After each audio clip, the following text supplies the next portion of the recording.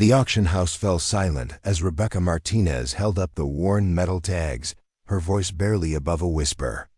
"These belong to my grandmother." The crowd erupted in snickers and hushed comments. Military memorabilia from a woman? That's rich. But when Admiral Thompson stepped forward from the back of the room, his face pale as winter snow, everything changed. "Before we jump back in, tell us where you're tuning in from, and if this story touches you, make sure you're subscribed. Because tomorrow, I've saved something extra special for you." Rebecca Martinez had always been different from her cousins. While they spent their summers at shopping malls and beach parties, she found herself drawn to the dusty corners of her grandmother's attic, carefully examining boxes of photographs, letters, and mysterious objects that seemed to hold secrets from another time. Her grandmother, Elena Santos, had passed away 3 months ago at the age of 92, taking with her stories that Rebecca had always meant to ask about, but somehow never found the right moment.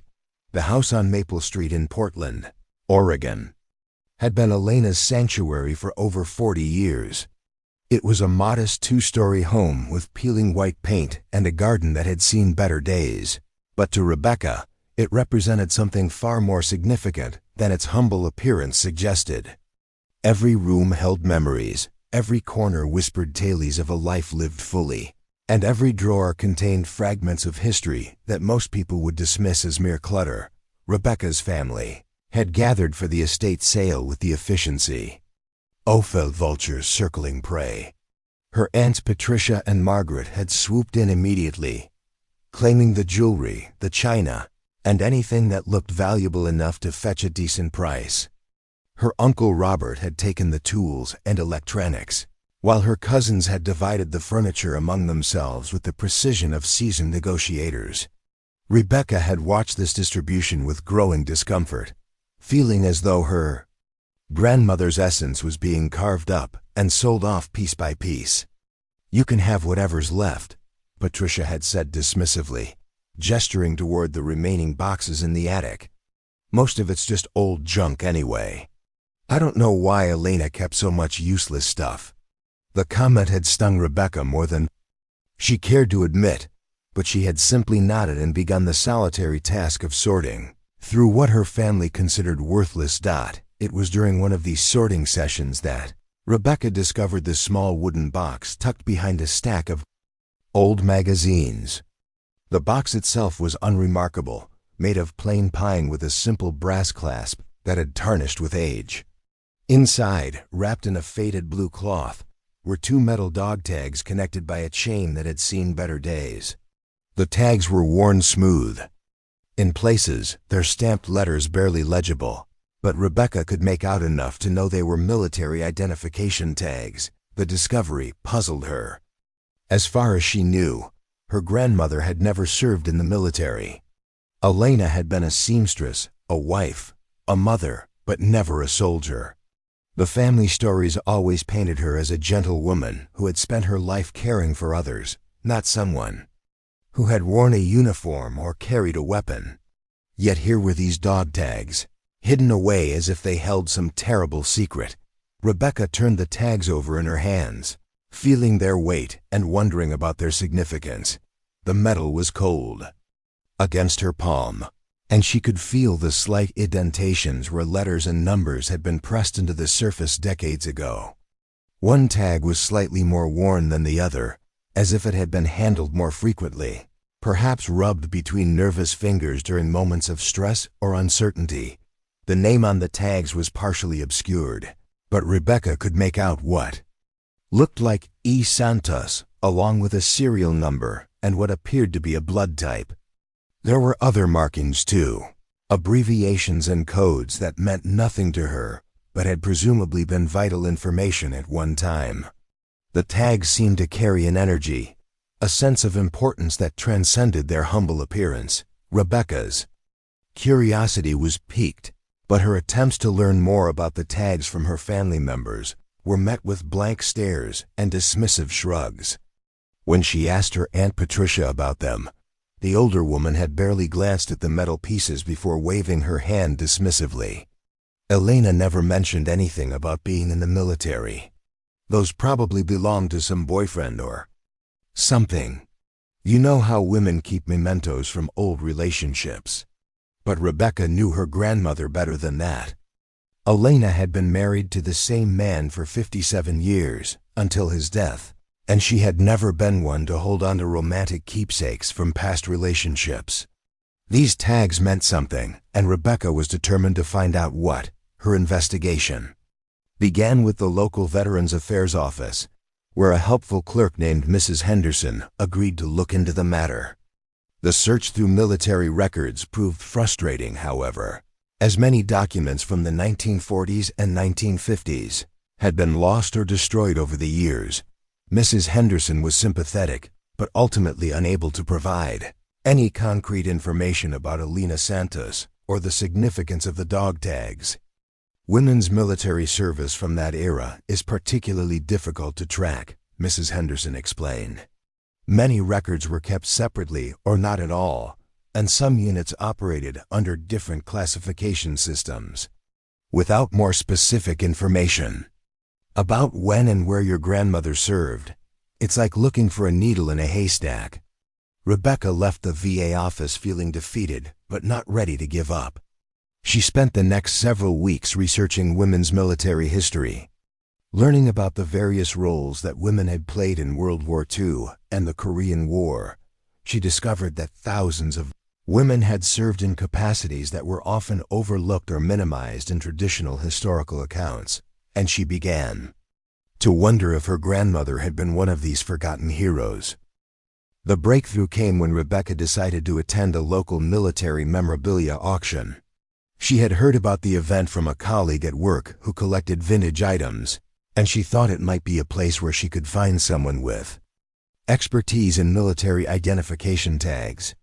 The auction was being held at the downtown convention center, and Rebecca arrived early, clutching the dog tags in a small velvet pouch. The auction house was buzzing with activity as collectors, historians, and curious onlookers examined the various items up for bid.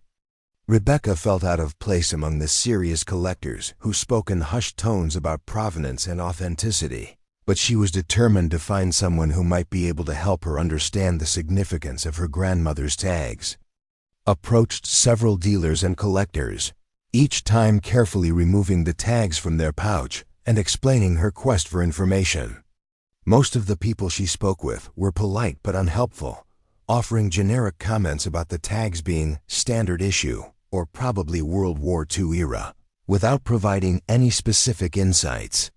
A few suggested she contact military museums or historical societies, but no one seemed to recognize anything particularly significant about the tags themselves. As the auction began, Rebecca found herself standing near the back of the room, still clutching the dog tags and feeling increasingly frustrated. She had been hoping for some kind of revelation, some expert who would take one look at the tags and immediately recognize their importance. Instead, she felt like she was no closer to understanding her grandmother's secret than when she had first discovered the hidden box. The auctioneer was in the middle of presenting a collection of World War II era uniforms when Rebecca made her decision. During a brief pause in the bidding, she raised her hand and called out, "Excuse me, I have a question about some military tags I found." The room turned to look at her, and she felt her cheeks flush with embarrassment, but she pressed on. "These belong to my grandmother," she said, holding up the tags so the room could see them. "I'm trying to understand what unit she served with, but I can't find any records." The response was immediate and disappointing. Several people chuckled, and she heard someone mutter, "Another family legend about secret military service." The auctioneer smiled condescendingly and suggested she speak with someone after the auction, clearly eager to move on with the scheduled proceedings. Rebecca felt her face burning with humiliation as the snickers and dismissive comments continued around her. She was about to lower her hand and retreat to the exit when she noticed a commotion at the back of the room. An older gentleman in a navy uniform was pushing through the crowd. his face pale and his eyes fixed intently on the dog tags in Rebecca's hand. The man was tall and distinguished, with silver hair and the bearing of someone accustomed to command. His uniform was crisp and adorned with ribbons and insignia that spoke of a long and distinguished career. As he approached, the room gradually fell silent, sensing that something significant was about to unfold. "May I see those tags?" the man asked, his voice carrying the authority of someone used to being obeyed. Rebecca hesitated for a moment, then carefully handed over the precious metal pieces. The man examined them closely, turning them over in his hands and studying the worn markings with the intensity of a detective examining crucial evidence. The silence in the room was complete, now with hundreds of eyes focused on the uniformed man as he continued his examination. Rebecca watched his face, looking for any sign of recognition or understanding. After what felt like an eternity, the man looked up, his eyes meeting Rebecca's with an expression she couldn't quite read. "Where did you say you found these?" he asked, his voice quieter now but somehow more urgent. "In my grandmother's attic," Rebecca replied. "She passed away 3 months ago." "I'm trying to understand what they mean." The man nodded slowly, still holding the dog tags as if they were made of precious metal rather than ordinary steel. "Your grandmother's name was Elena Santos?" "Yes," Rebecca said, her heart beginning to race. "Did you know her?" The man was quiet for a long moment, and Rebecca could see that he was struggling with some internal conflict. Finally, he spoke again, his words measured and careful. "I need to make some phone calls. Can you meet me tomorrow? There are things about these tags that you need to know." Rebecca felt a mixture of excitement and apprehension. After weeks of dead ends and dismissive responses, she had finally found someone who seemed to understand the significance of her grandmother's secret. But the man's serious demeanor and the way he had examined the tags suggested that whatever she was about to learn might be more complex than she had imagined. "What's your name?" she asked. "Admiral Thompson," he replied, extending his hand. "And Ms. Martinez, I believe your grandmother was a very remarkable woman." As the crowd began to disperse and the auction resumed, Rebecca found herself standing alone with Admiral Thompson, still processing the unexpected turn of events. The dog tags, which had seemed like simple pieces of metal just moments before, now felt heavy with significance and possibility. "Admiral," she said carefully, "can you tell me anything now? Even just a hint about what these tags mean?" Preparing and narrating this story took us a lot of time, so if you are enjoying it, subscribe to our channel. It means a lot to us. Now back to the story. Admiral Thompson looked around the room, as if checking to make sure they weren't being overheard. "Your grandmother served with a unit that officially never existed. The fact that she kept these tags means she wanted someone to know the truth eventually. I think that someone is you." Rebecca felt a chill run down her spine. Her quiet, gentle grandmother had been involved in something secret, something important enough to hide for decades. The woman who had taught her to sew and bake cookies had apparently lived a life that none of her family had ever suspected. "Tomorrow," Admiral Thompson said, pressing the dog tags back into Rebecca's hands. "Meet me at the Navy Memorial downtown at 2 o'clock. There's a story you need to hear, and it begins with understanding that your grandmother was a hero in ways that most people will never know." As Rebecca left the auction house that evening, she felt as though she was seeing the world through different eyes. The dog tags in her pocket seemed to pulse with hidden energy, and she found herself wondering what other secrets her grandmother had taken to the grave. Whatever she was about to learn, she sensed that it would change everything she thought. She knew about the woman who had raised her with such love and patience. The mystery of Elena Santos was just beginning to unfold. And Rebecca Martinez was about to discover that sometimes the most extraordinary stories belong to the most seemingly ordinary people. Rebecca arrived at the Navy Memorial 15 minutes early, her palms sweating despite the cool October air. The bronze sculptures of sailors seemed to watch her as she paced near the fountain, clutching her purse where the dog tags lay wrapped in tissue paper. Every few minutes, she would glance at her watch, wondering if Admiral Thompson would actually show up or if yesterday's encounter had been some elaborate misunderstanding. At precisely 2 o'clock, she spotted him walking across the plaza. In civilian clothes, he looked different but no less commanding. His gray slacks and navy blazer gave him the appearance of a distinguished businessman, but his posture and the way he scanned the area spoke of military training that ran bone deep. "Ms. Martinez," he said, extending his hand, "thank you for coming. I hope you understand that what I'm about to tell you must remain confidential until I can clear it through proper channels." Rebecca shook his hand, noting the firm grip and the way his eyes seemed to assess everything around them. "I understand, Admiral. I just need to know the truth about my grandmother." "The truth," he repeated, settling onto a bench beside the memorial. "The truth is that your grandmother was part of something extraordinary, something that challenged every assumption people had about women's capabilities in wartime." He gestured for her to sit beside him. "What do you know about the Korean War?" "Not much," Rebecca admitted.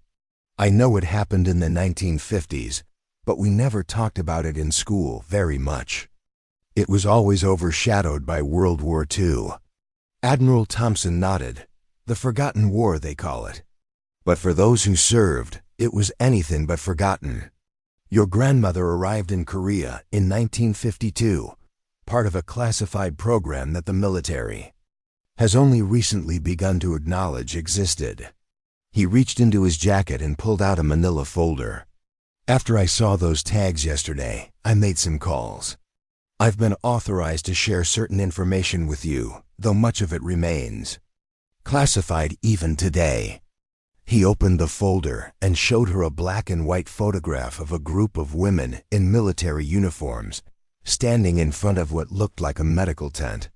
This photograph was taken at a forward operating base called Camp Resolute, about 30 miles from the front lines. Your grandmother is third from the left. Rebecca studied the photograph, her heart pounding. The woman Admiral Thompson had indicated was unmistakably her grandmother, though she looked impossibly young and serious. Elena's hair was pulled back severely, and she wore the same determined expression that Rebecca remembered from childhood. Photographs, but there was something else in her eyes, a hardness that spoke of experiences beyond her years. "She was a combat medic," Admiral Thompson continued, "but not just any medic. She was part of a special unit called the Shadow Angels, women who operated behind enemy lines to provide medical support to reconnaissance teams and downed pilots. Officially, women weren't supposed to be in combat roles, so this unit never existed in any official capacity." Rebecca felt her world shifting.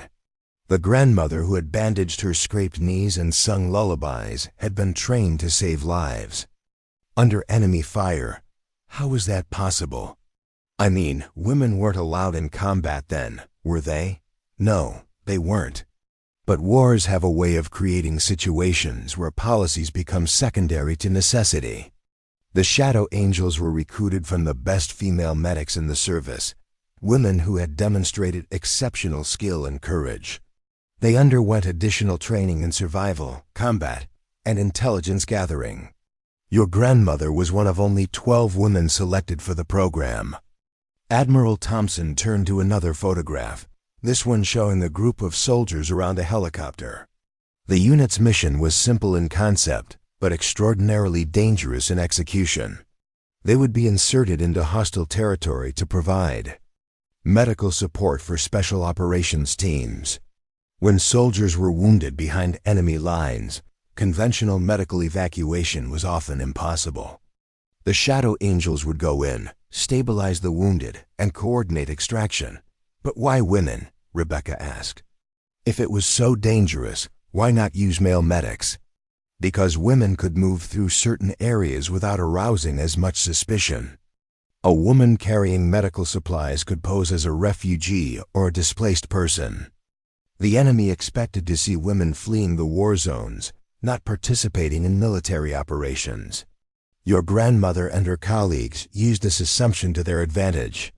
Rebecca stared at the photograph, trying to reconcile the image of her gentle grandmother with the idea of a woman operating behind enemy lines. What happened to her over there?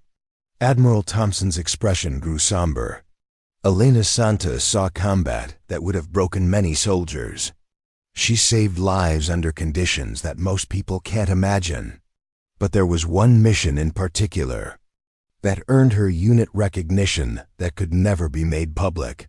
He pulled out another document, this one heavily redacted with black ink, covering most of the text. In December 1952, a reconnaissance team was pinned down by enemy forces near the Chosin Reservoir. 3 men were severely wounded, and conventional rescue was impossible due to the terrain and enemy positions. The Shadow Angels were called in. Elena and 2 other women, Sergeant Patricia Hoffman and Corporal Mary Chun, were dropped into the area during a blizzard. They had to trek 12 miles through enemy territory in sub-zero temperatures to reach the wounded men. When they arrived, they found that the soldiers had been without proper medical care for over 18 hours. Rebecca found herself holding her breath as Admiral Thompson continued. Elena performed field surgery in a cave using flashlights and improvised tools while enemy patrols searched for them outside.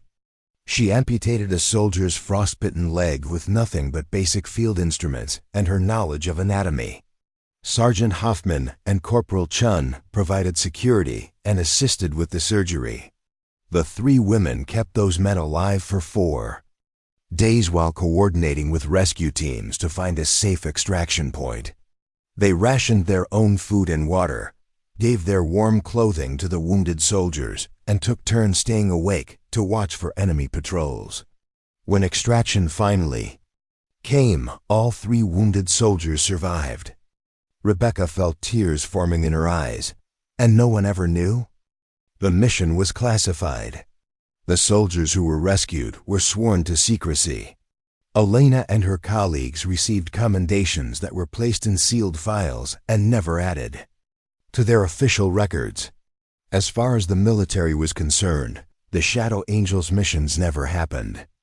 Admiral Thompson showed her another photograph, this one of her grandmother receiving what looked like a medal from a high-ranking officer.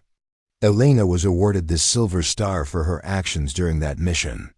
But the ceremony was conducted in secret, and the award was never made part of her official record. She was told that the story could never be told, that revealing the existence of the Shadow Angels would compromise ongoing operations and potentially endanger other women in similar roles. So she kept the secret her whole life? She kept many secrets. The Shadow Angels conducted 17 missions over the course of 8 months. Elena participated in 14 of them. She saved dozens of lives and helped extract intelligence that proved crucial to the war effort. But when the program was quietly disbanded in 1953, all records were classified, and the women were reassigned to conventional duties.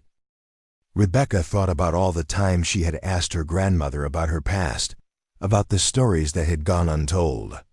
She never said anything, not even hints. She was a soldier, Rebecca. She understood the meaning of classified information and the importance of keeping secrets. But she also understood that someday, the truth might need to be told. That's why she kept the dog tags. Admiral Thompson pointed to markings on the tags that Rebecca had barely noticed. These aren't standard military dog tags. Look at this symbol here, and these numbers. They're unit identifiers for the Shadow Angels. Only the 12 women who served in the unit would have tags with these specific markings. Rebecca examined the tags more closely, seeing details she had missed before. The small symbols and numbers that she had dismissed as standard military codes were actually unique identifiers for a unit that had officially never existed. After the war, Elena returned to civilian life and never spoke about her service. She married your grandfather, raised her family, and lived the quiet life of a seamstress. but she was carrying the weight of experiences that most people couldn't imagine. The gentle woman you knew was shaped by acts of extraordinary courage and sacrifice. Are there other women from the unit still alive? 3, as far as we know. 2 are in their 90s and living in retirement communities. The third, Mary Chun, the one I mentioned who was with your grandmother on that rescue mission, lives in San Francisco. She's 89 years old and still sharp as a tack. Rebecca felt a surge of excitement. Could I meet her?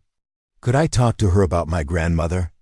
Admiral Thompson smiled for the first time since their conversation began. I already called her. She's been waiting 70 years for someone to ask about Elena Santos. She said to tell you that your grandmother was the bravest woman she ever knew, and that she'd be honored to share some stories with Elena's granddaughter. The military has been slowly declassifying information about women's roles in various conflicts. The Shadow Angels program is part of that process, but it's moving slowly because of the sensitive nature of the operations. Your grandmother's story may eventually become part of the official record, but for now, the people who served with her are the only ones who can tell you what really happened. Rebecca looked at the dog tags in her hands, understanding now why they had felt so significant. They weren't just pieces of metal. They were symbols of a hidden chapter in history, proof of courage that had been deliberately erased from official records. Admiral, can I ask you something? How did you recognize the unit markings yesterday? What's your connection to all this? Admiral Thompson's expression grew distant. My father was one of the soldiers Elena saved during that mission at Chosin Reservoir. He was the one whose leg she amputated. He lived another 43 years because of what she did, and he never forgot it. When he died in 1995, he made me promise that if I ever had the chance to honor the women who saved his life, I would do it. He told you about the Shadow Angels? He told me everything.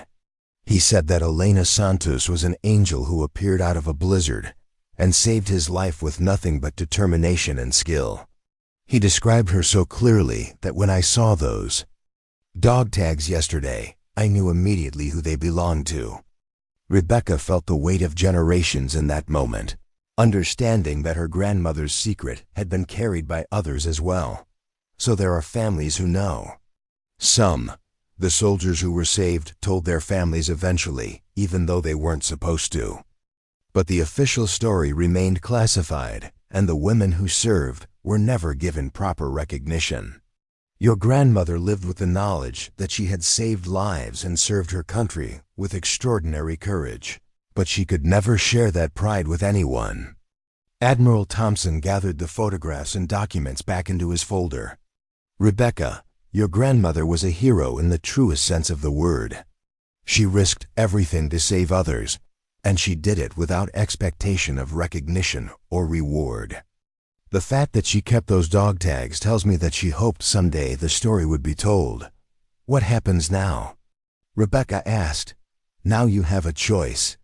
You can keep your grandmother's secret, or you can help ensure that her story becomes part of the historical record.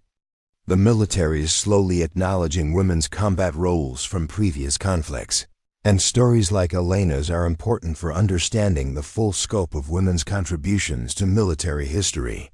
Rebecca looked at the memorial around them, thinking about all the unnamed heroes whose stories had never been told. I want people to know. I want them to understand that my grandmother was more than just a seamstress. Then we'll make sure they do. But first, you should meet Mary Chun. She has stories about Elena that no official record could ever capture. She'd tell you about the woman behind the hero, the friend who kept her companion's spirits up during the darkest moments, the medic who never lost a patient she could save. As they prepared to leave the memorial, Admiral Thompson handed Rebecca a business card. Call me next week. I'll arrange for you to meet Mary Chun, and we'll discuss how your grandmother's story can be properly documented and preserved. Rebecca stood up, feeling as though she was seeing the world through completely different eyes. The dog tags in her purse were no longer mysterious artifacts from a forgotten past.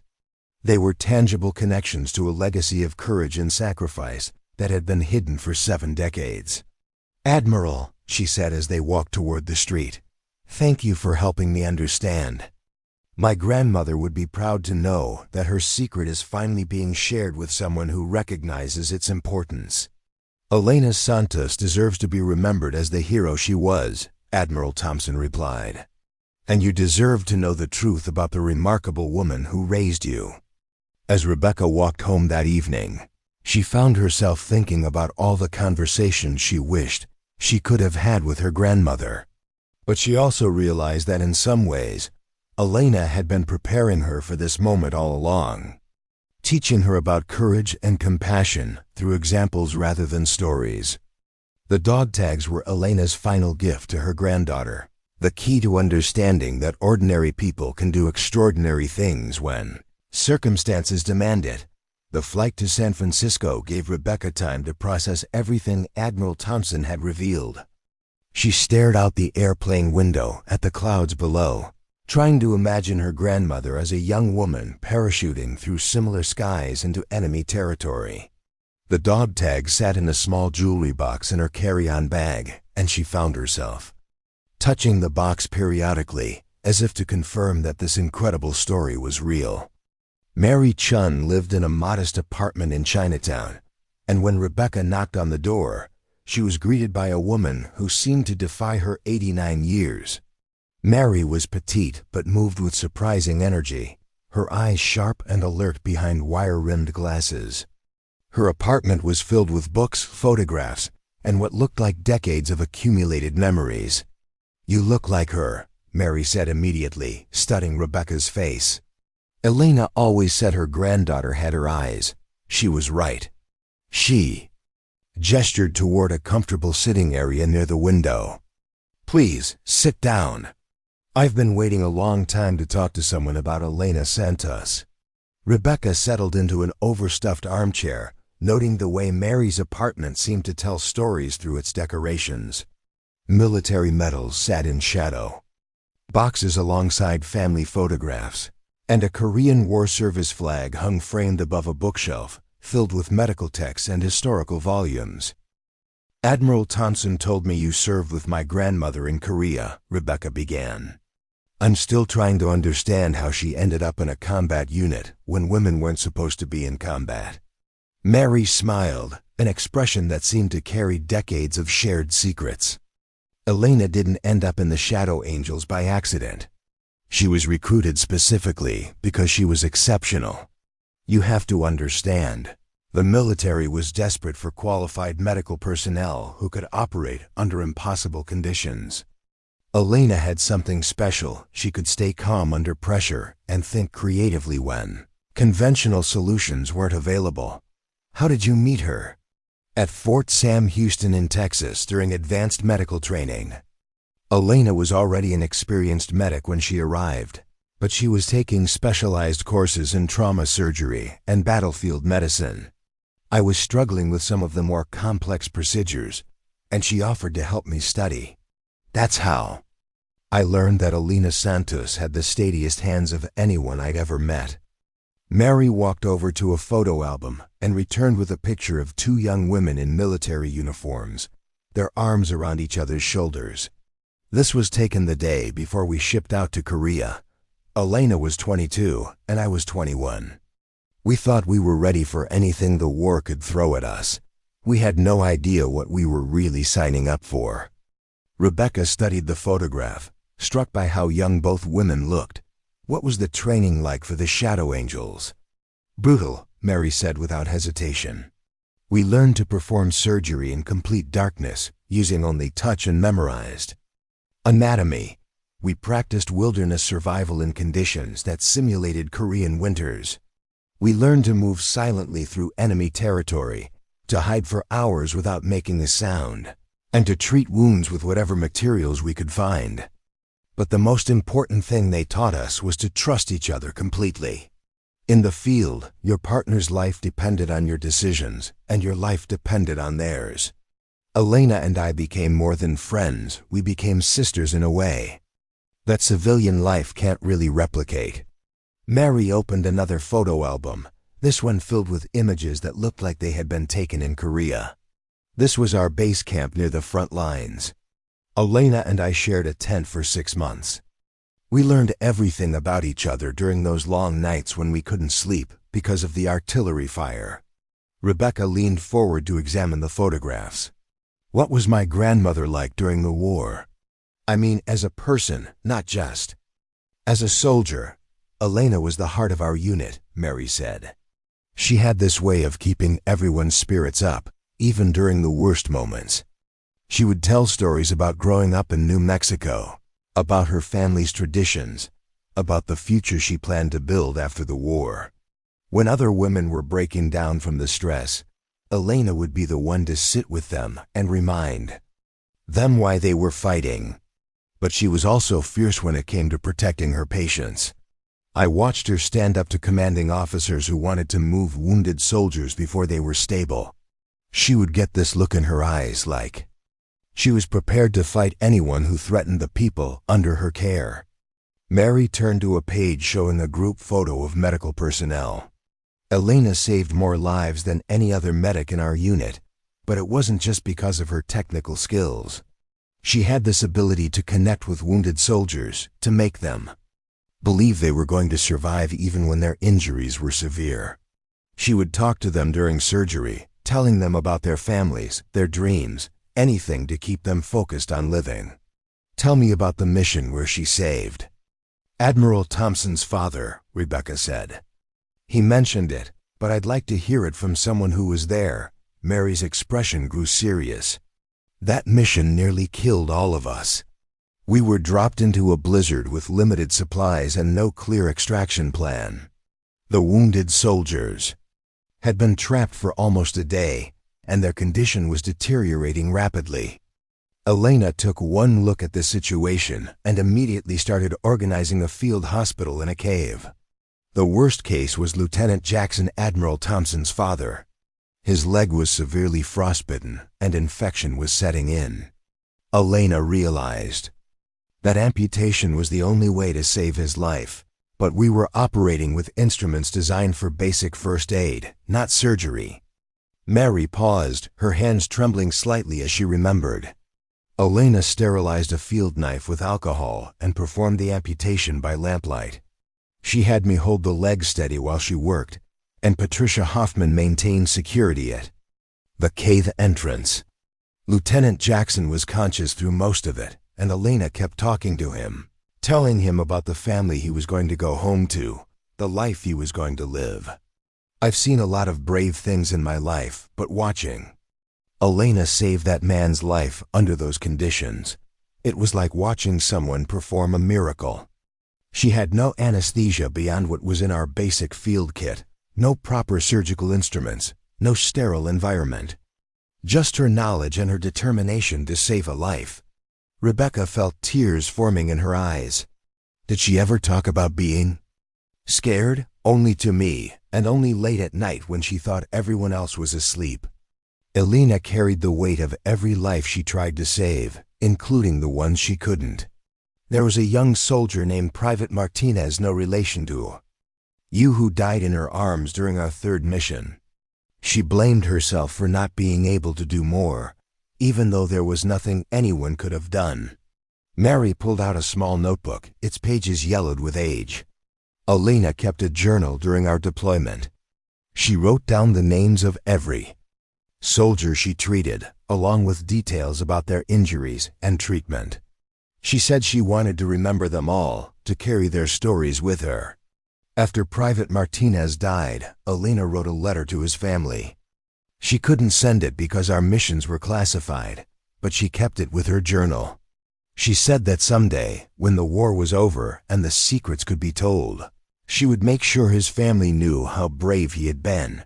Rebecca looked at the notebook, thinking about all the untold stories it contained. What happened to the other women in the unit? We all dealt with the experience differently. Patricia Hoffman became a nurse and worked in veterans' hospitals for 30 years. She said she wanted to keep taking care of soldiers. Sarah Williams, who was our communications specialist, became a teacher, and never talked about the war at all. Elena chose to disappear into civilian life, to build a family and try to forget what she had seen. But none of us really forgot. How could we? We had been part of something extraordinary, something that challenged everything people believed about what women could do. We had proved that women could handle combat, could make life and death decisions under pressure, could be trusted with the most dangerous and important missions. Mary stood up and walked to the window, looking out at the busy street below. The hardest part wasn't the danger or the fear. It was coming home and pretending that none of it had happened. Elena returned to her life as if she had been working in a stateside hospital, not saving lives behind enemy lines. She married your grandfather and became a seamstress, but she was carrying secrets that would have amazed the people who knew her. Did you stay in touch with her after the war? For a while. We exchanged letters for the first few years, but it was difficult to maintain the friendship when we couldn't talk about the experiences that had bonded us. Elena was focused on building her new life, and I was trying to do the same. Eventually, we lost touch, though I never stopped thinking about her. Mary returned to her chair and pulled out another photograph, this one showing Elena in civilian clothes, holding a baby. She sent me this picture in 1955. That's your father as an infant. Elena wrote on the back, building the future we fought. She understood that the war had been about more than just military victory. It had been about creating a world where the next generation could live in peace. Rebecca studied the photograph, seeing her grandmother's face radiant with joy and hope. She never told my father about her service. I doubt it. Elena was very clear about keeping her two lives separate. She believed that her family deserved to know her as a mother and grandmother, not as a soldier. She wanted to protect them from the weight of what she had experienced. But she kept the dog tags. She kept them because she understood that history matters, that the stories of women's contributions to military history needed to be preserved somehow. Elena knew that someday, when the official records were released, those dog tags would be the only proof that Elena Santos had served with courage and distinction. Mary handed Rebecca a small wooden box. Elena gave me this before we left Korea. She said it was a reminder of home, something to keep us connected to the lives we were fighting to protect. I want you to have it. Rebecca opened the box to find a small silver cross on a delicate chain. She wore this every day we were deployed. She said it reminded her that there was still goodness in the world, even when we were surrounded by destruction. Elena was deeply religious, and her faith helped her cope with the terrible things we had to see and do. Mary, can I ask you something personal? Do you think my grandmother was happy with the life she chose after the war? Mary considered the question carefully. Elena was happy, but I think she was also haunted. She had experienced something extraordinary, had proven herself capable of incredible things, and then had to pretend that none of it had happened. I think there were times when she wondered what her life might have been like if she had been able to build on her military experience instead of hiding it. But she also found joy in her family, in the quiet moments of civilian life. Elena chose to focus on the present rather than dwelling on the past. She built a life filled with love and purpose, and that's no small accomplishment. Rebecca spent the rest of the afternoon listening to Mary's stories about her grandmother. She learned about Elena's sense of humor, her love of music, her skill at cards, and her fierce loyalty to her friends. By the time she prepared to leave, Rebecca felt as though she had discovered a completely new dimension of the woman she had thought she knew so well. Mary, thank you for sharing these stories with me. They help me understand so much about my grandmother. Elena would be proud of you for seeking out the truth, Mary said. She always said that secrets were meant to be kept only until the right time came to reveal them. I think that time has come. As Rebecca prepared to leave San Francisco, she carried with her not just the dog tags and the cross, but a deeper understanding of the woman who had shaped her childhood. Elena Santos had been a hero, but she had also been a person who had made difficult choices about how to live with the weight of her experiences. The plane ride home gave Rebecca time to think about what she wanted to do with her grandmother's story. Admiral Thompson had offered to help her document Elena's service for the historical record, but Rebecca realized that she wanted to do more than just preserve the facts. She wanted to honor the woman who had chosen to live quietly with her extraordinary secrets, and she wanted to ensure that Elena's story would inspire others to recognize the hidden heroes in their own lives. Rebecca returned to Portland with a mission that consumed her thoughts. The stack of photocopied documents, photographs, and personal artifacts from Mary Chun sat on her kitchen table like pieces of a complex puzzle she was determined to solve. But first, she needed to understand more about her own family's history and the choices her grandmother had made after returning from Korea. Her first stop was the local library's genealogy section, where she spent hours researching Elena's life before and after military service. What she discovered surprised her. Elena had been awarded a full scholarship to nursing school in 1955, just 2 years after returning from Korea. She had been accepted into a prestigious program at Johns Hopkins University, with a specialization in trauma medicine that would have been the perfect foundation for a revolutionary medical career.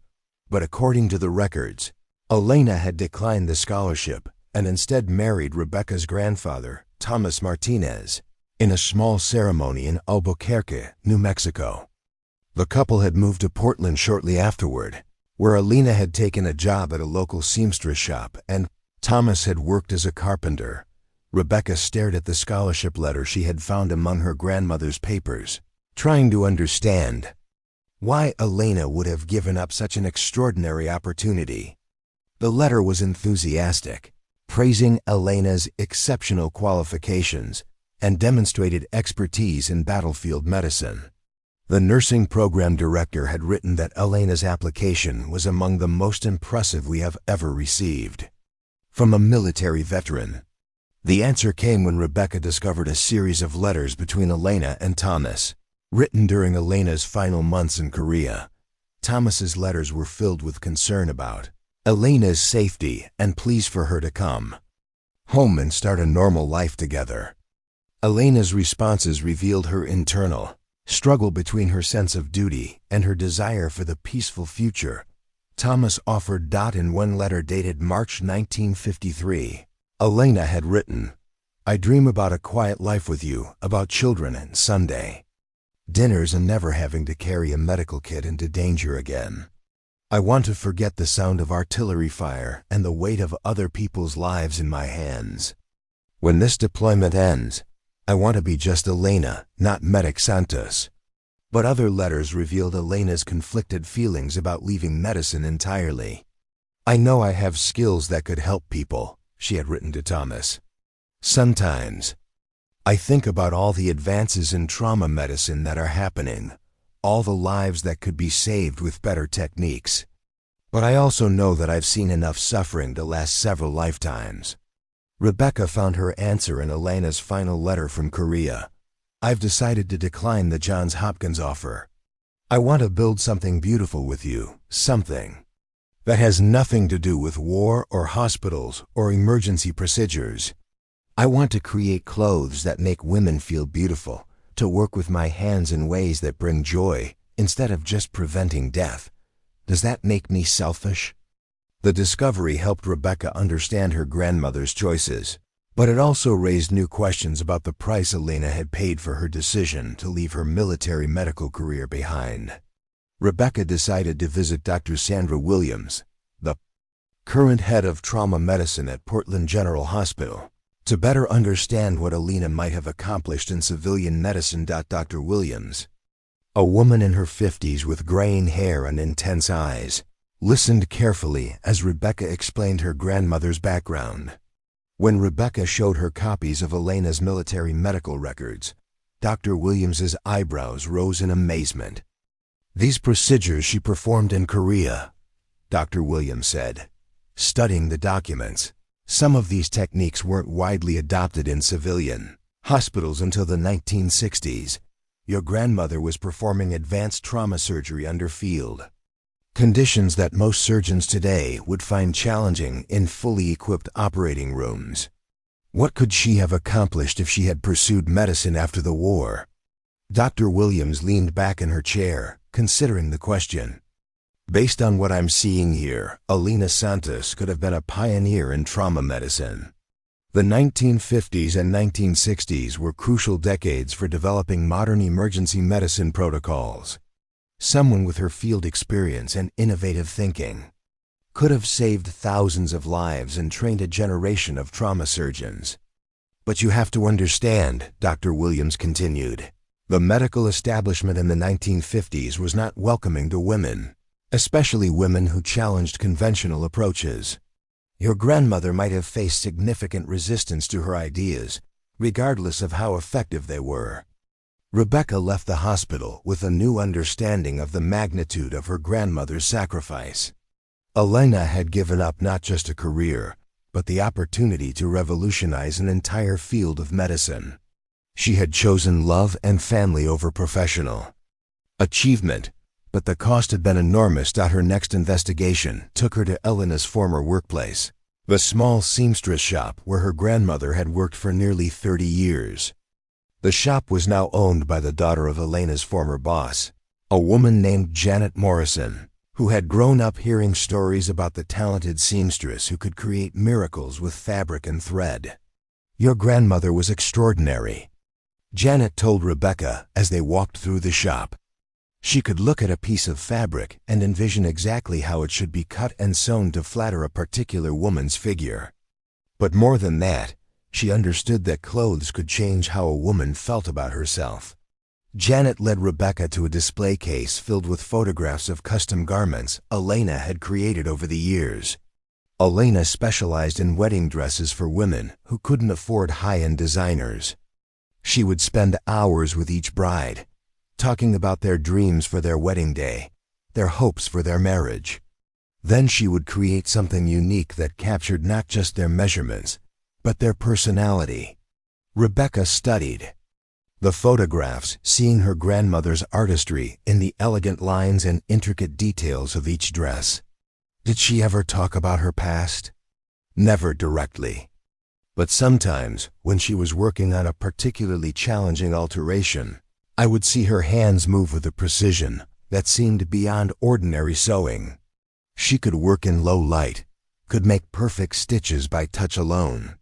And she had this way of staying calm during rush jobs that seemed almost military in its discipline. Janet pulled out a photo album from behind the counter. These are pictures from the shop's annual employee gatherings. Elena came to everyone for nearly 3 decades. She pointed to a photograph from the 1970s showing Elena surrounded by younger seamstresses, all of them laughing at something she had said. Elena was like a mother to all of us. She taught us not just sewing techniques, but how to listen to customers, how to understand what they really wanted even when they couldn't articulate it themselves.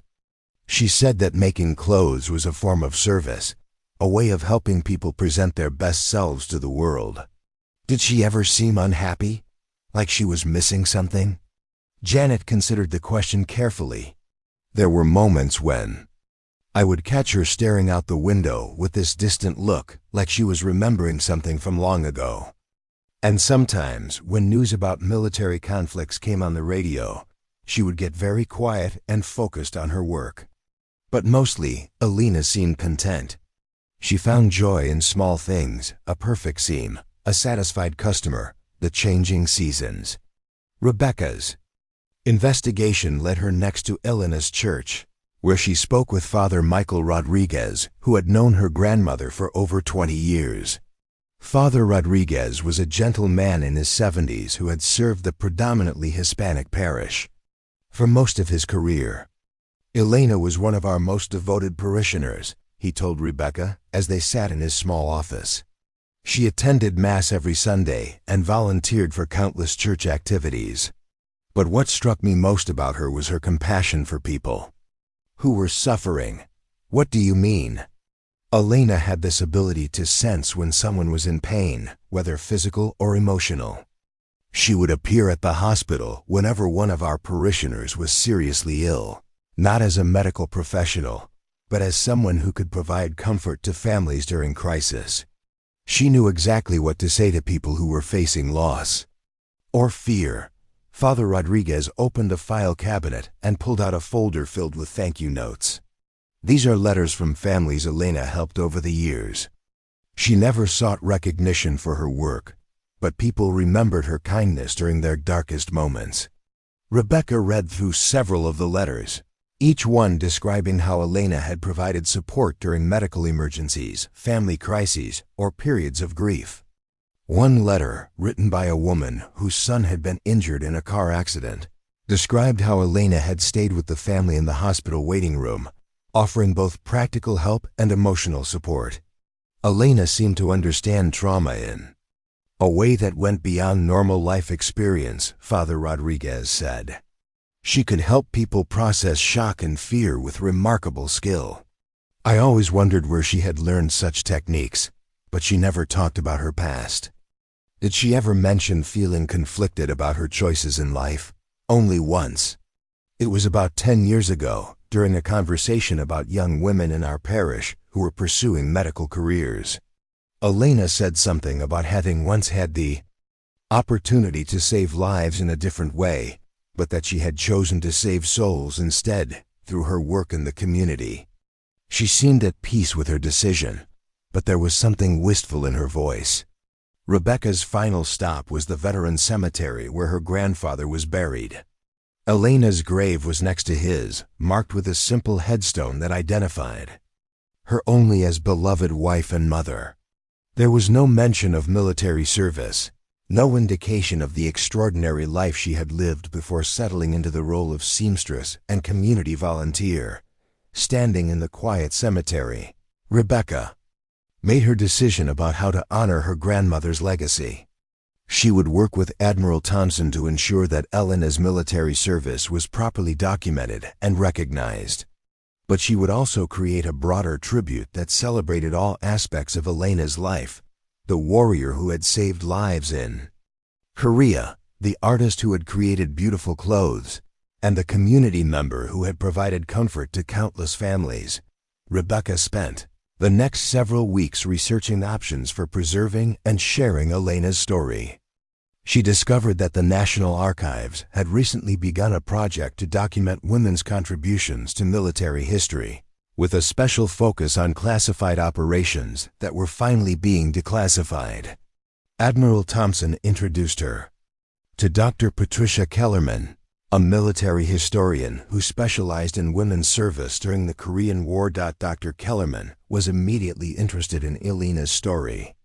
The Shadow Angels represent a crucial but largely unknown chapter in women's military history, she explained during their first meeting. We have very limited documentation about the unit's activities, and personal accounts like your grandmother's are invaluable for understanding both the operations themselves and their impact on the women who participated. What would documenting Elena's story involve? We would conduct extensive interviews with you and any surviving unit members, digitize all documents and photographs, and create a comprehensive record that would be preserved in the National Archives. The story would also be included in upcoming exhibitions about women's military service and could be featured in educational materials for schools and museums. Rebecca agreed to participate in the documentation project, but she also wanted to create something more personal. Working with Mary Chun, who had decided to share her own stories for the first time, Rebecca began planning a memorial exhibit that would honor Elena's complete life story. The exhibit would include Elena's military records and photographs, examples of her seamstress work, testimonials from community members, and artifacts that represented her journey from warrior to artist to community pillar. The goal was to show how Elena had channeled her military experiences into civilian service, using the same dedication and compassion that had made her an exceptional medic. As Rebecca worked on these projects, she found herself thinking about. The choices people make when extraordinary experiences must be integrated into ordinary lives. Elena had chosen to build a quiet, service-oriented life that honored her values, while allowing her to heal from the trauma of war. She had transformed her military training into civilian skills, her battlefield experience into community wisdom. Dog tags that had started this journey now sat in a place of honor on Rebecca's mantelpiece, next to photographs of Elena in both military uniform and civilian clothes. They served as a reminder that heroism takes many forms, and that sometimes the greatest courage lies not in dramatic acts of bravery, but in the daily choice to use one's gifts in service of others. Rebecca realized that her grandmother's legacy was not just about the lives she had saved in Korea, but about the way she had chosen to live every day afterward. Elena Santos had been a warrior, an artist, a healer, and a teacher, and her story offered lessons about resilience, service, and the power of choosing love over fear in building a meaningful life. 3 months after her meeting with Mary Chun, Rebecca stood in the lobby of the Portland Veterans Memorial Museum, watching as workers carefully installed the centerpiece of Elena's tribute exhibit. The display case contained her grandmother's Shadow Angels dog tags, alongside artifacts from her civilian life, a sewing thimble worn smooth by decades of use, photographs from the seamstress shop, and letters from family she had helped during medical emergencies. The exhibit opening had drawn an unexpected crowd. Word about Elena's story had spread through military history circles and veteran communities, bringing together people who understood the significance of finally honoring a classified hero. Admiral Thompson stood near the entrance, greeting visitors and explaining the importance of recognizing women's contributions to military history. Rebecca noticed an elderly man in a wheelchair studying Elena's military photographs with intense concentration. His caregiver, a woman who appeared to be his daughter, was reading the exhibit descriptions aloud to him. As Rebecca approached, she heard the woman say, "Dad, this is about the medic who saved soldiers in Korea." The elderly man looked up sharply. "What unit?" he asked, his voice still strong despite his advanced age. "The Shadow Angels," Rebecca replied, introducing herself. "Elena Santos was my grandmother." The man's eyes widened with recognition. "Santos? Elena Santos saved my life." He grabbed Rebecca's hand with surprising strength. "I'm Walter Jackson. My father was Lieutenant Frank Jackson, the soldier your grandmother operated on during the Blizzard mission." Rebecca felt her heart race. "You're Admiral Thompson's brother?" "Half-brother. Same father, different mothers. My dad talked about Elena Santos until the day he died. He said she was the reason I existed, because without her, he never would have made it home to start a family." Walter's daughter, Linda, pulled out her phone and showed Rebecca a photograph of a much younger Walter with an older man who was missing his left leg below the knee. "This is Walter with his father in 1975. Dad always said he owed everything to a female medic who saved his life in Korea, but we never knew her name until we saw the news about this exhibit. Your grandmother gave my family 67 extra years with my father," Walter continued. "He lived to see his children grow up, to meet his grandchildren, to celebrate his 50th wedding anniversary. All because Elena Santos refused to let him die in that cave." Rebecca spent the next hour listening to Walter share stories his father had told him about the rescue mission. She learned details that hadn't appeared in any official reports. How Elena had used her own body heat to warm the wounded soldiers. How she had rationed her food to ensure they had enough strength to survive. How she had stayed awake for 3 straight days to monitor their conditions. "My father said Elena talked to them constantly during those 4 days," Walter said. "She told them about her plans after the war, about the family she wanted to have, about the peaceful life she was going to build. But she also made them talk about their own futures, made them promise to live for the people who were waiting for them at home." The conversation was interrupted by the arrival of another unexpected visitor. Mary Chun had flown in from San Francisco for the exhibit opening, accompanied by a woman Rebecca didn't recognize. Mary approached with a smile that seemed to carry decades of anticipation. "Rebecca, I'd like you to meet someone very special," Mary said. "This is Dr. Sarah Williams, our former communications specialist from the Shadow Angels." She decided it was time to share her story too. Dr. Williams was a tall, elegant woman in her late 80s with silver hair and the bearing of someone accustomed to authority. She extended her hand to Rebecca with a firm grip. "I spent 40 years as an educator, and I never once mentioned my military service. But when Mary told me about what you were doing to honor Elena's memory, I realized it was time to speak up. I taught high school history for 4 decades, Dr. Williams continued, and I watched generations of students learn about wars without understanding the full scope of who participated. I kept silent about my own service because I thought it was more important to focus on teaching than on personal recognition. But your grandmother's story made me realize that silence doesn't honor anyone." Dr. Williams had brought with her a collection of documents that filled in missing pieces of the Shadow Angels' history. As the unit's communications specialist, she had maintained detailed records of their missions, including radio transcripts and strategic reports that had never been included in official files. "Elena was more than just a medic," Dr. Williams explained as she showed Rebecca classified communications logs. "She was our strategic thinker. When we were planning missions, Elena would analyze the medical challenges we were likely to face and develop contingency plans for different scenarios. She saved lives not just through her surgical skills, but through her ability to anticipate problems and prepare solutions."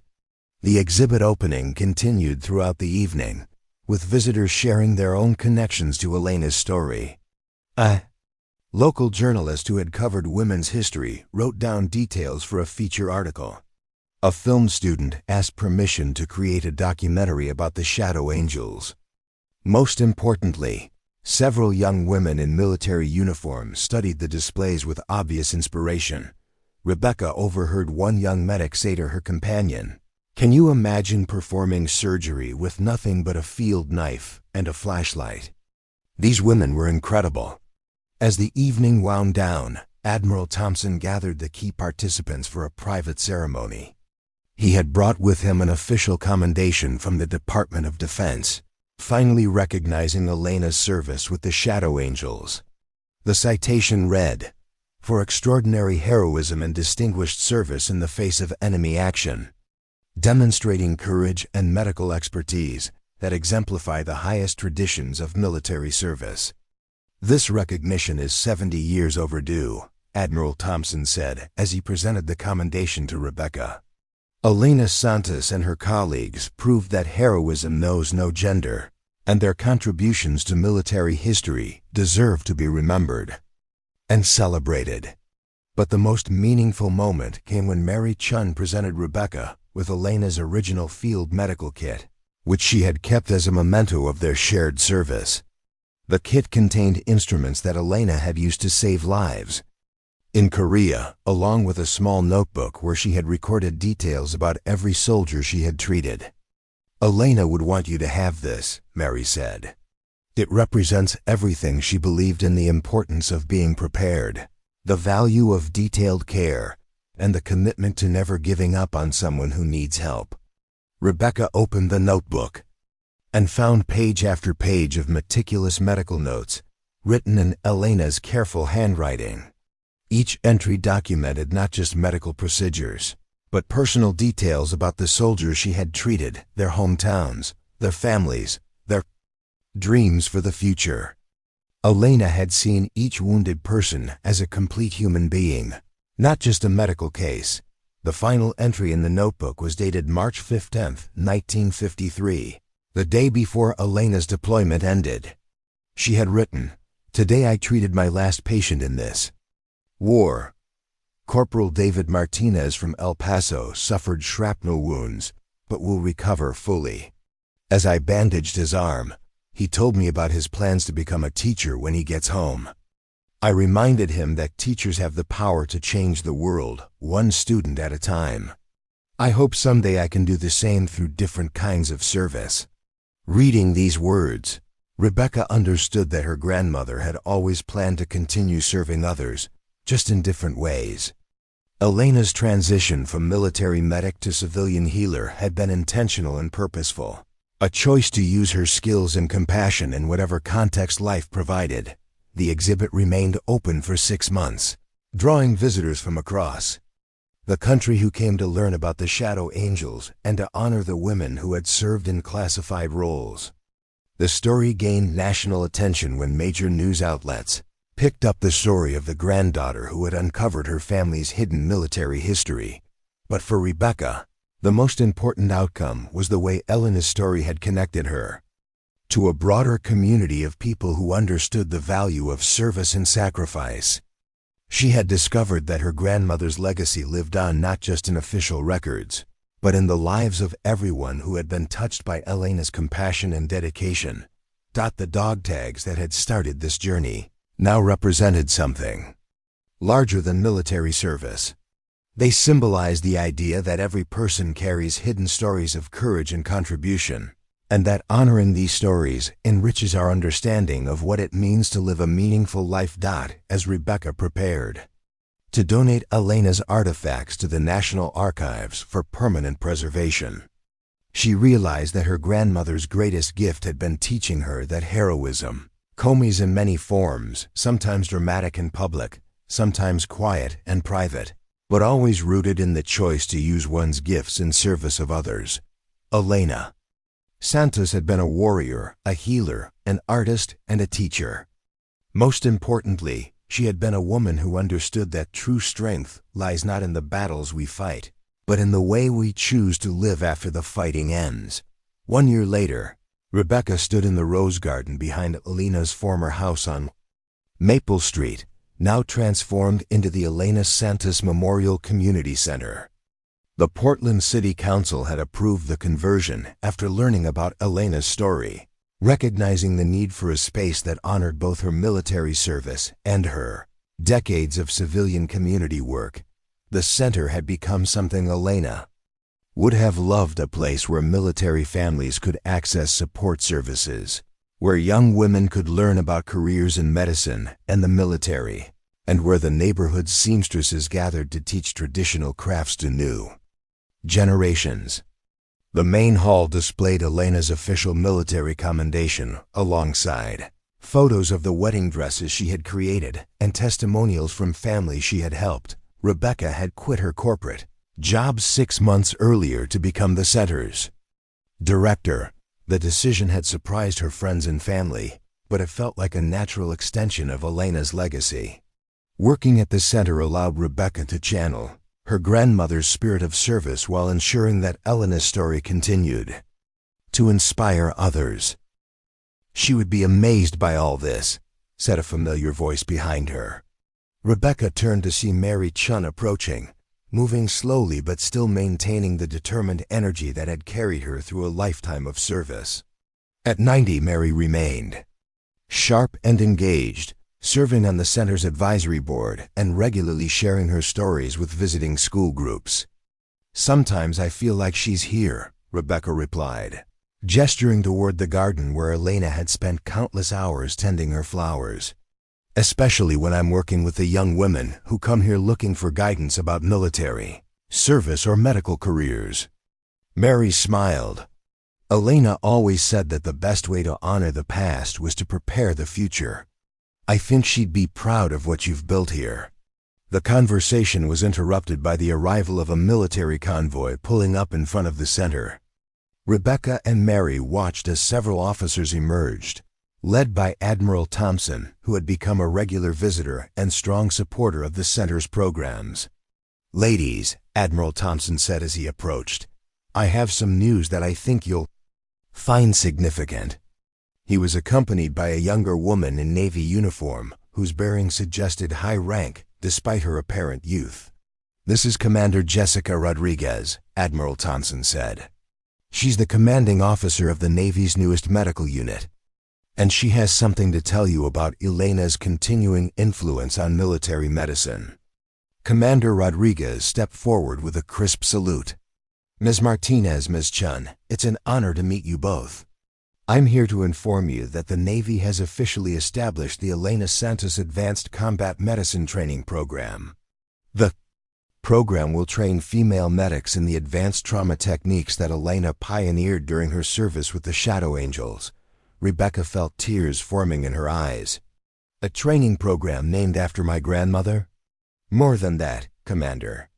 Rodriguez continued. The program incorporates the surgical techniques Elena developed under field conditions, methods that have been studied and refined by military medical experts. Her innovations are now being taught to a new generation of combat medics. Mary gripped Rebecca's arm, her own eyes glistening. Elena's techniques are being taught officially now? Elena Santos was decades ahead of her time, Commander Rodriguez explained. The field surgery methods she developed in Korea have influenced modern combat medicine in ways that are only now being fully recognized. The training program will ensure that her innovations continue to save lives for generations to come. Admiral Thompson pulled out a folder containing official documents. The program launches next month at the Navy Medical Training Center. The first class will include 24 female medics who will learn Elena's techniques as part of their advanced combat training. Each graduate will receive a certificate bearing Elena's name and a replica of her Shadow Angels dog tags. Rebecca looked at the documents, overwhelmed by the realization that her grandmother's legacy had grown far beyond anything she could have imagined when she first discovered those mysterious dog tags in the attic. Elena's innovations were now part of official military doctrine, her techniques formally recognized as crucial contributions to combat medicine. There's something else, Commander Rodriguez said. We've reviewed the classified records of all Shadow Angels missions, and Elena's unit saved or treated over 200 wounded soldiers during their 8 months of deployment. Many of those soldiers went on to have families, careers, and full lives because of the medical care they received. We estimate that Elena's service alone resulted in saving or improving thousands of lives when you count the descendants and communities impacted by the soldiers she treated. The weight of these numbers settled over Rebecca like a revelation. Her grandmother's quiet choice to keep her service secret had hidden an impact that rippled through generations. Families existed because Elena had refused to let wounded soldiers die. Children had been born, careers had flourished, and communities had been strengthened because of surgical procedures performed by lamplight in Korean caves. Elena never knew the full scope of what she accomplished, Mary said quietly. She carried the weight of the soldiers she couldn't save, but she never saw the generations of life that continued because of the ones she did save. Admiral Thompson nodded. That's why recognition matters. Heroes like Elena need to be remembered not just for what they sacrificed, but for what they made possible. The Elena Santos training program ensures that her techniques will continue saving lives, but, more importantly, it ensures that her story will inspire future generations of military medical personnel. As the officers prepared to leave, Commander Rodriguez presented Rebecca with a special gift, the first set of replica Shadow Angels dog tags that would be given to graduates of Elena's training program. The tags were identical to Elena's original TAGs, complete with the unit insignia that had been classified for 70 years. Every graduate of the program will carry these, Commander Rodriguez explained.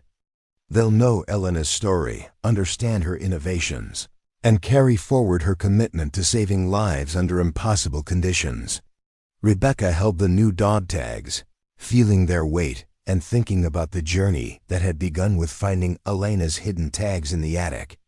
Those original tags had been symbols of secrets that couldn't be told. These new ones represented stories that would be shared with pride. After the military delegation departed, Rebecca and Mary spent the afternoon walking through the community center, observing the various programs in action.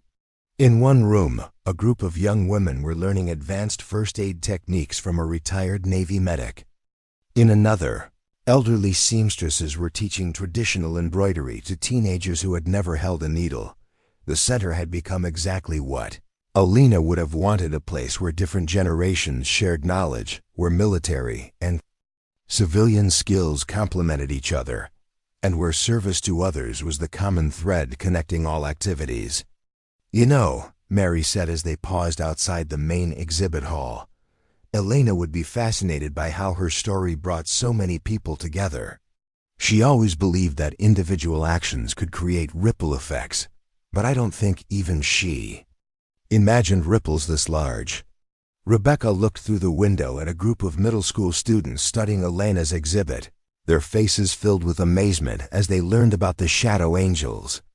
Their teacher was explaining how Elena's story demonstrated that heroes often come from unexpected places and that courage takes many forms.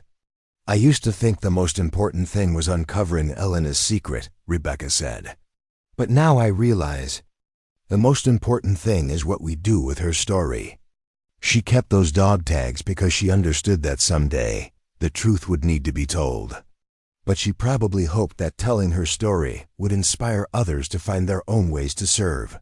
Mary smiled. "Elena always said that the best secrets were the ones that eventually became the most powerful truths.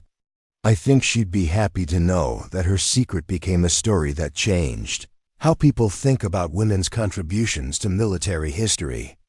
As evening approached, Rebecca stood alone in Elena's former bedroom, now converted into a quiet reading room filled with books about military history, medical innovation, and women's service.